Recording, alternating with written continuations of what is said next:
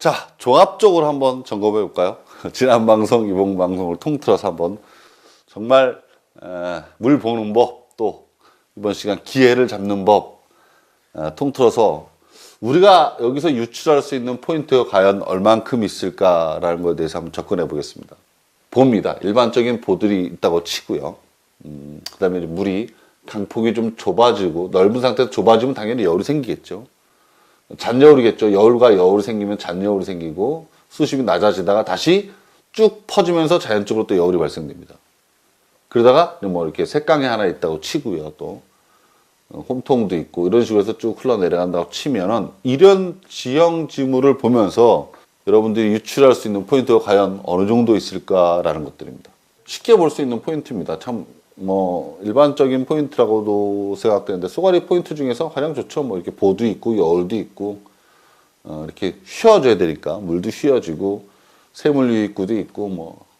자, 여기서 포인트가 과연 몇 개나 있을지 한번 점검을 해보겠습니다. 자, 첫 번부터 갈까요? 자, 보 밑에는 항상 포인트가 됩니다. 보 밑에는. 왜? 산소량 풍부하니까요. 그죠? 또 어차피 올라오는 쏘가리가 더 이상 못 올라가게 막아주니까 보 밑에는 항상 뭐 포인트가 최고 연중 뭐 제일 좋은 포인트가 될 수밖에 없죠. 보 밑에는. 제가 큰 물 줬을 때도 분명히 말씀드렸습니다. 이런 다목적 보들, 아주 굉장히 작은 보들, 작은 보들, 뭐 이렇게 건너다닐 수 있는 작은 보들이라도 이 유속이 이렇게 온다는 것 자체가 한마디로 뭐 물이 만나는 것 같습니다. 굉장히 유속의 변화가 빨리 생기면서 이쪽에 포말들이 많이 생기겠죠, 그죠? 포말들이 많이 생겨. 항상 연중 산성이 풍부하기 때문에 좋은 포인트가 될 수 있습니다. 자, 두 번째로 다룰 거, 자 여기죠, 여기. 이것은 왜 포인트가 되나요? 제가 방송 중에도 참 많이 말씀드렸는데 여울과 여울 사이의 포인트는 딱 시기적으로 붙을 때가 따로 있습니다. 자, 보통 딱 보시면 이런 포인트를 가보시면 이쪽에는 수심이 어때요? 수심이. 굉장히 낮습니다. 대개 이렇게 여울이 형성되고 그 다음 여울까지는 여기 지금 뭐 그림에는 안 보이지만 여기도 다 굉장히 유속이 빠른 어떠한 포말들이 생기면서 유속도 굉장히 빠른 지형입니다. 수심도 굉장히 낮습니다. 이쪽. 그런데 어떻게 포인트가 되냐? 이런 데가. 다 낮더라도 어느 한 구간은 분명히 조금이라도 깊은 데가 있을 거라니까요. 조금이라도 깊은 데가 있습니다. 언제 될까요? 이런 데는. 언제? 시기적으로 언제? 한여름. 여름 언제? 여름 야간이 됩니다. 정말 깊은 야간. 매우 늦은 시간에 붙습니다. 한여름에 수온이 원체 높기 때문에 이렇게 수심이 낮은 곳에는 잘 붙지 않습니다. 은신을 못해요. 수심이 낮아서. 야간에 많이 붙습니다. 왜냐하면 이런 곳들에서 산란터가 됩니다.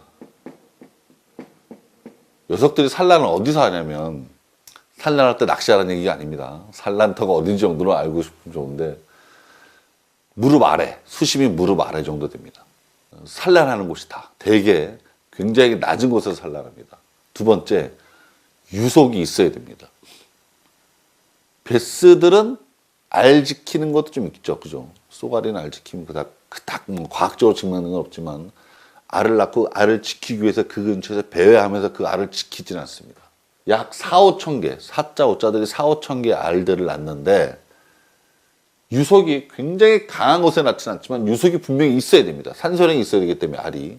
그래서 이런 가세, 쉘로권에 딱 붙어서 유속은 이때 이렇게 많지 않고 수심이 낮고 바닥이 호박돌 또는 잔자갈돌들 이런 돌들이 아주 질비하게 꽉 채워져 있는 곳. 모래바닥이 아니라. 산란터이기도 하지만 여울과 여울 산란하기 직전에도 여울과 여울을 통과하기 위해서는 이곳에 또 에너지를 비축하기 위해서 또 머물 수밖에 없습니다. 그래서 여름에 초여름에 야간에 좀 붙을 수 있는 장소들입니다. 여울과 여울. 자, 또 볼까요? 계속 여러분들이 유추해 볼 수 있는 거. 제가 몇 번 말씀드렸는데, 자, 요 부분이 또 한 포인트가 되겠죠. 3번으로 정해볼까요? 왜 될까요? 3번은. 그렇죠. 이 물이 알아서 회전하지는 않습니다. 내려와서 물이 내려와서 부딪힐 수밖에 없습니다. 물이 부딪혀서 여기서 회전을 해서 이제 이쪽으로 들어가겠죠. 그죠? 물 부딪히는 곳은 항상 포인트가 됩니다. 물 부딪히는 곳은. 부딪히면 이 근처에 깎일 수밖에 없다니까요. 벽면이 깎이든 뭐가 깎이든. 그래서 물 부딪히는 곳 가면 뭐가 있어요? 큰 돌들이 많습니다. 또 물속에 보이지 않겠지만 깎여서 물골 지역이 형성이 돼서 험프같이 생길 수밖에 없어요. 물이 부딪혀서 나가야 되니까요. 물이 부딪혀서 나가니까. 큰 물이 져서 여기를 부딪혀서 나가면 당연히 여기가 수심이 깊을 수밖에 없습니다. 또 큰 돌들이 질비할 수밖에 없어요. 이런 여울에는 돌들이 많겠죠. 호박돌들, 뭐 주먹만한 돌들이 많을 겁니다. 머리통만한 돌들이 큰 물에 굴러 내려오면 이런 곳에 머물 수밖에 없다니까요. 더 이상 안 내려가고. 그렇다 보니까 이쪽에 바닥이 굉장히 좋을 수밖에 없죠. 그래서 연중, 봄이든 여름이든 가을이든 녀석들이 은신하기 가장 좋은 곳이기 때문에 연중 항상 물 부딪히는 곳은 포인트가 된다. 자, 또 지난 방송에서 조금 설명했던 부분도 있는데, 자, 이 부분을 볼까요? 자, 네 번째 포인트입니다. 여긴 또 왜 돼요? 이른 봄. 여기 뭐예요? 홈통이라고 그랬죠. 그쵸? 홈통. 여울을 타기 올라오기 위해서는 녀석들이 한 번에 여울을 타는 게 아니라 근방에서 또는 여울 꼬리에서 에너지를 비축해서 꼬리 힘을 기르고 다량의 베이트피쉬들을 먹어서 체력을 딱 올린 후에 여울을 타고 올라가기 때문에 이런 홈통 근처에서 머무를 수밖에 없다고 했습니다. 즉 여울이 내려가서 이렇게 물이 도는 구간, 그래서 물이 말려서 이 안엔 유속은 가지 않지만 바로 옆에 여울이 있는 안쪽 홈통, 이런 홈통은 봄에 아주 최고의 포인트가 된다고 말씀을 드렸습니다. 또 저는 아까 설명해 주신 그렇죠. 합수부가 보이는 그렇죠.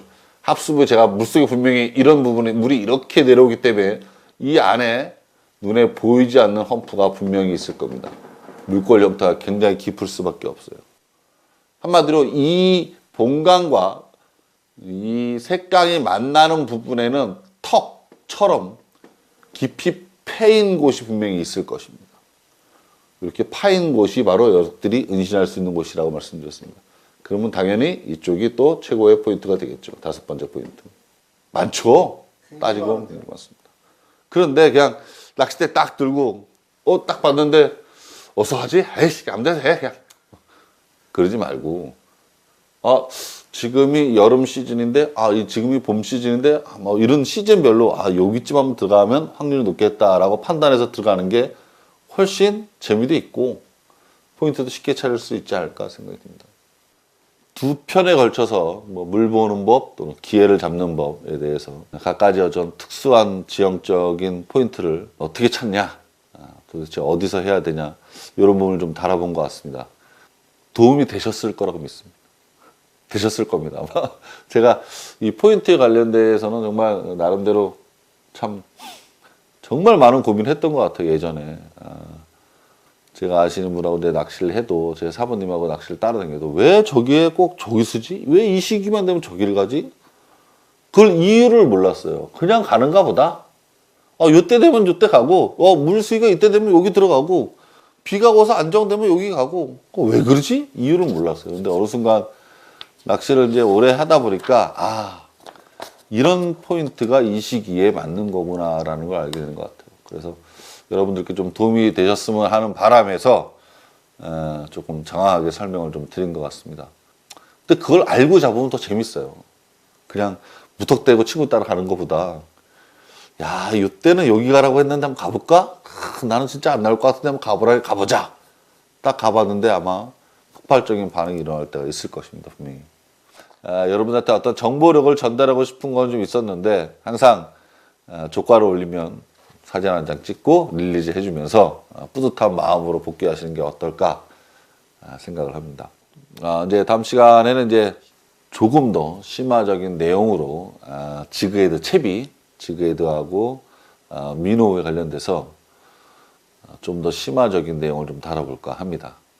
포인트 보는 법, 물 보는 법, 또 기회를 잡는 법에 관련된 내용을 여기까지 하겠습니다. 고맙습니다.